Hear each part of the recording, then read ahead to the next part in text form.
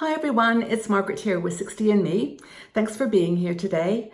I hope that you're doing great. I want to welcome our new sisters that are joining us from all around the world. It's 150 countries represented now, and also to the women that have been with us for 5 years. It's just so great to have you here.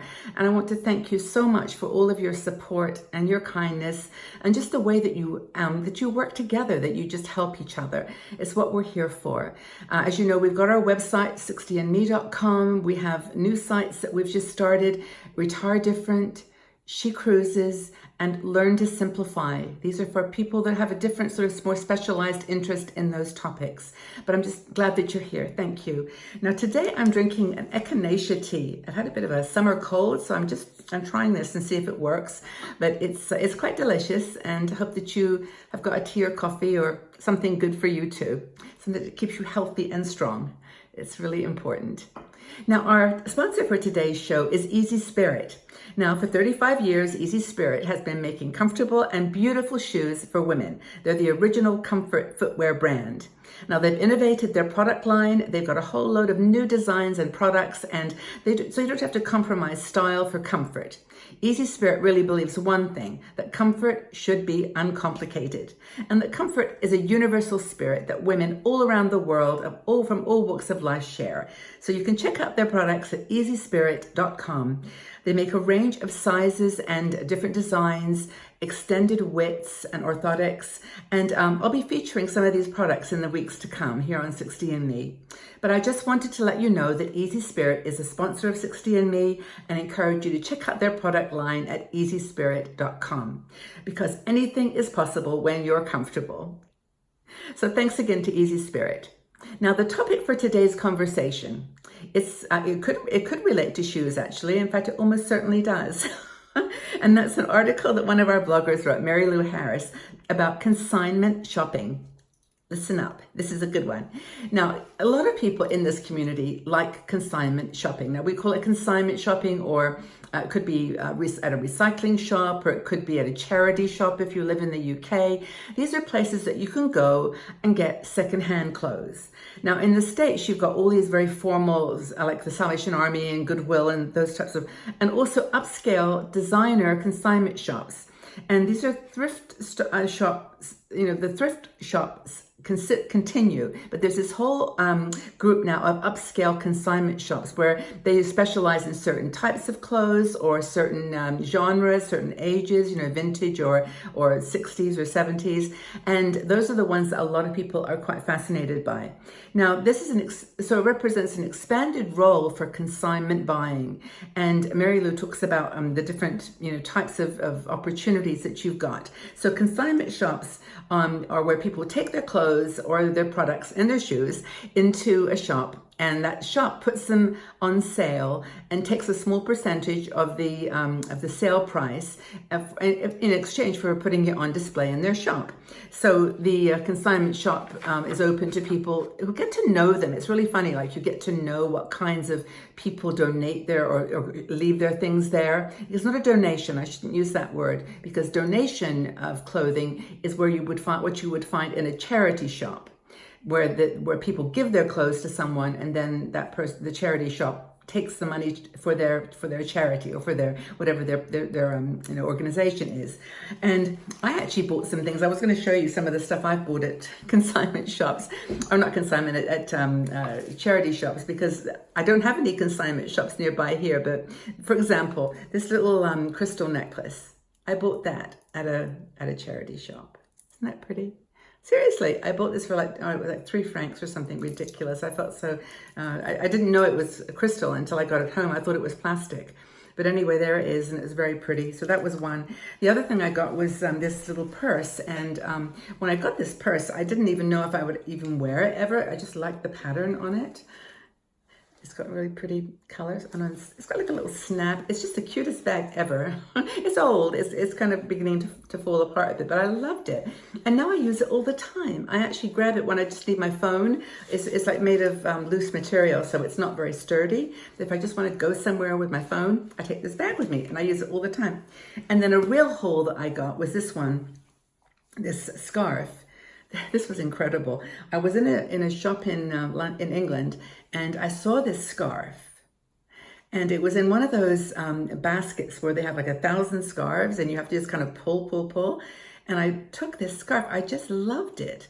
And it was like £1 or something like that. And I picked it out and I took it home. I thought, there's something about this scarf. This isn't just a normal scarf. The feeling is special. It's lovely. And it turns out it's a Ted Baker scarf. And Ted Baker is like a very well-known designer line. And there it was, just in this little basket of goodies. So that's the kind of stuff you can get. So, but that's charity shops. Consignment shops are more where you get like an individual, maybe they've changed sizes of their clothes, or they just, they've worn things too many times and they bring them in. And people get to know what consignment shops have clothes from which people. So they say, well, tell us that lady where I bought those 3 things from, tell me when she brings more things in, because she's my size, I like her style, she's my colors. You don't even need to know who it is. And the consignment shop builds a clientele. That's part of their business. They actually know who is the customer and what they're trying to find, so they keep a lookout for those particular items. And so that's another reason to acquaint yourself with various consignment shops, because they tend to have a regular group of customers that deliver clothes and then a regular group of people that buy them. So that's another a little tip for you. Now, another thing that Mary Lou says that's really, really cool is to buy things out of season. And this can be there's online consignment stores as well as the ones that on the high street in the shops. And the online consignment stores are really great out of season, because like when if you need a bathing suit or some lightweight dress for a cruise, or for something that's a little bit more summery in the middle of winter, you can go to an online consignment store and they just got all the stock there, 24 hours a day, 365. And there are some that she mentions, and I know that there's more. I'll tell you the ones that she told me about. There was the one called The Real Real, another one called Thread Up, another one called Poshmark, which I know about Poshmark, and Tradesy. Tradesy is another one. And these are, companies online that sell clothing that you can actually sell them on consignment. So if you've got clothes you want to try to sell, you can go to those kinds of online consignment stores and have your clothes put up there in their online shop. So another thing that Mary Lou talks about is like with this Ted Baker scarf, have a list of all the really lovely brands where you walk down a high street and you see, oh my gosh, like I like Ted Baker. I actually do like Ted Baker clothes. I could never afford them in a million years. But you might like, Armani is probably not a good example, but if you like that, brands that you really, really love, and then go to these online shops. And most of them are pretty smart about, knowing what's of value and what's not. So you won't get that many really big deals, but you might occasionally. You might find a bag or shoes in a particular brand that you really, really like, and they'll have it there at a good price. Maybe not the charity shop price, but they'll have it at a price that you think is worthwhile. The other, like I mentioned, you can actually turn the tables. Mary Lou reminds us of this and become the seller. And, even though right now I'm in a big downsizing exercise, and I think if any of you that are following the website Learn to Simplify, you'll see that clothing is one of my next projects. I've done pictures and postcards, but clothes are so hard because there's such an emotional connection to some of them. Like this scarf, I don't want to let this scarf go ever. But anyway, the thing is, maybe you've got some clothes that just didn't fit you, or you didn't really like them once you got them home. Well, you can take those back. And ThreadUp is a good one for that, and Tradesy are good apparently too. So those are ones that maybe you've got others that you use, and you could put that in the section below.